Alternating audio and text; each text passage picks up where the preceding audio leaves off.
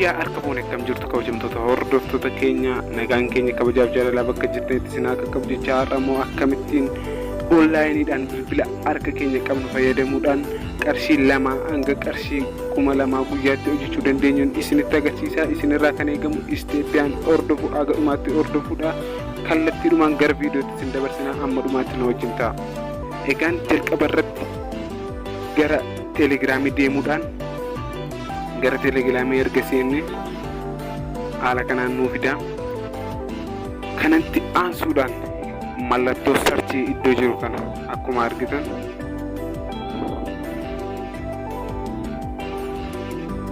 as bira tuquudhaan sarchi lafa jedhu kanatti asitti jechuudha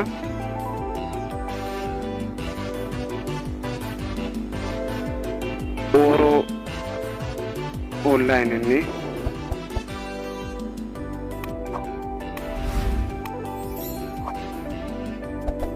erga jennee haala kanaan nuu fida jechuudha.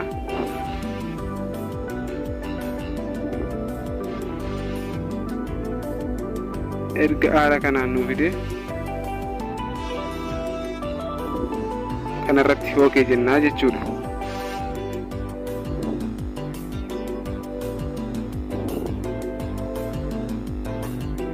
Akkuma argitan Oro online kan jettu kanarratti al tokko hookee jenna.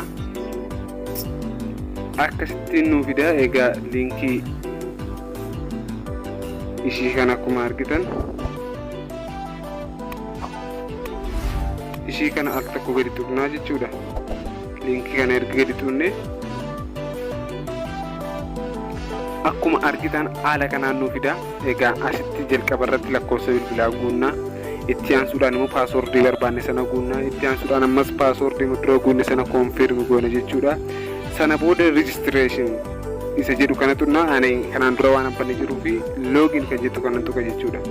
San booda asitti akkaawuntii lakkoofsa bilbilaa kootii fi paaswordii na gaafate akkuma argitan guutamaadha. Kanatti aansuudhaan login jedhaani jechuudha. Erga login jedheen successful jedheera. Haala kanaan nuu fide jechuudha. Haala kanaan erga nuu fide egaa asirratti filannoo baay'ee jira. Appii kana waan banneef yookaan weebsaayitii kana waan bananneef guyyaatti qarshii 2 kan inni nuu kaffalu jechuudha. Kaffaltii zeeroo malee asirratti investi goota jechuudha dhuftanii.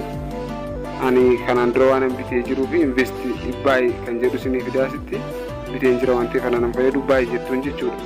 Kallattiidhumaan guyyaatti qarshii 2 isinii kaffalaa jechuudha. Egaa filannoo baay'ee jira. Kana malees sheer gochuudhaanis qarshii argachuu dandeenyaaf sheerii amma fakkeenyaaf sheer jechuun liinkii keessan kana akkuma argitan liinkii kana gaafa weebsaayitii kana gaafa kan banatan liinkii keessatti argitan kana isinii fida jechuudha. Liinkii kana gaafa inni isinii fidu liinkii kana koppi gochuudhaan garuu teelegiraamii, waatsaappii, yuutuubii, tiiktookii gara barbaadetti sheer gootanii liinkii keessan kanaan namni yoo seenate namni tokko gaafa seenu qarshii 4 isinii kennaa jechuudha. Anaan amma nama 28 nama jala seenee jira. Gara qarshii 951 fi saantima 4 ittiin hojjedheeraa jechuudha. Egaa sheer gochuu qofaan iyyuu galii baay'ee argatu jechuudha. Kana malees immoo as jalatti hin bitattu jechuudha. Wanta kan barbaadan amma fakkeenyaaf kan qarshii 800 guyyaadhaan qarshii 30 kan kaffalu bitadheen jira. Kana malees immoo waan seeneef immoo kan qarshii 2 immoo tola isinii kennaa jechuudha. Bitattaniis hojjechuu dandeessu. Akkasumas immoo sheer namarratti gochuu dandeessu. Gaafa bitattanii seentan yoo barbaadan kan 300 jira seensarratti kan qarshii 300 jira. Kana malees kan qarshii 800 jira. Guyyaatti qarshii 30 kan 300 immoo tokkoffaa marratti akka argitan qarshii 10 jechuudha. Qarshii 10 isinii kenna. Egaa haaluma kanaan nama tokkoffaa kan 800 yoo bittan guyyaatti kunoo qarshii 10 kan immoo 800 yoo bittan immoo guyyaatti qarshii 30 akkuma argitan kan 1800 yoo bitattan guyyaatti qarshii 70 jechuudha. Kan qarshii 4000 immoo yoo bitattan guyyaatti qarshii 155 akkuma argitanii.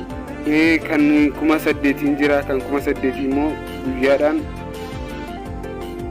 qarshii 320, kan 20,000 jira, kan 20,000 yoo bitattan immoo qarshii 800 jechuudha.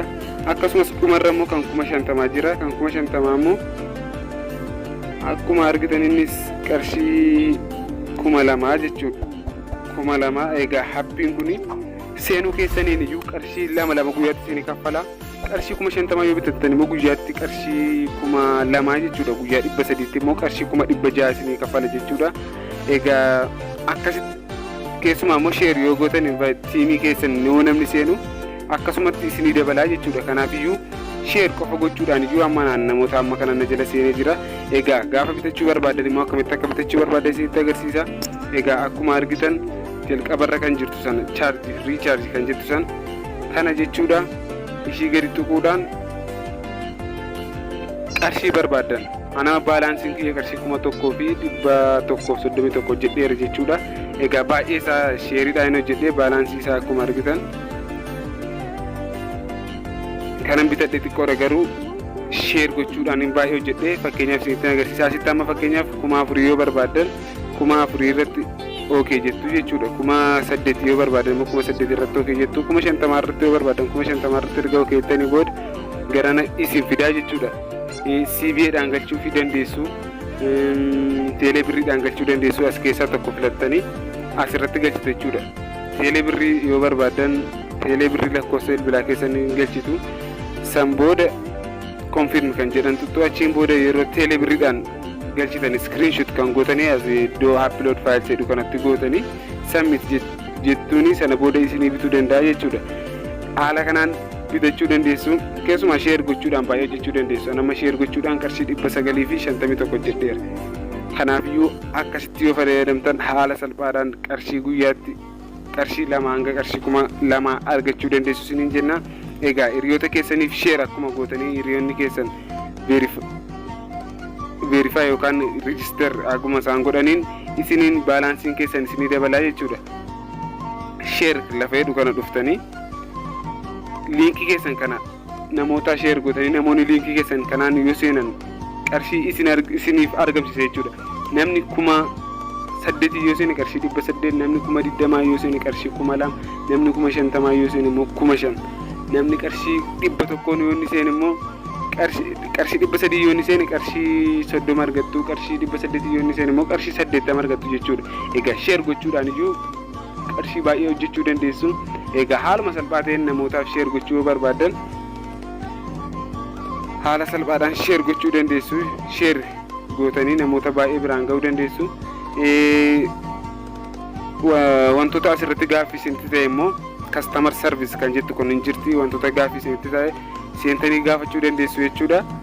Kunoo customer service kan jettu kana tuquudhaan gara WhatsAppii, gara Telegramii kan barbaadan isin geessaa jechuudha. WhatsAppii yoo barbaadan akkuma argitan kunoo jalqabarra jira, isa tuquudhaan gara WhatsAppii, gara Telegramii yoo barbaadan immoo akkasitti kana tuquudhaan gara Telegramii isin geessa jechuudha.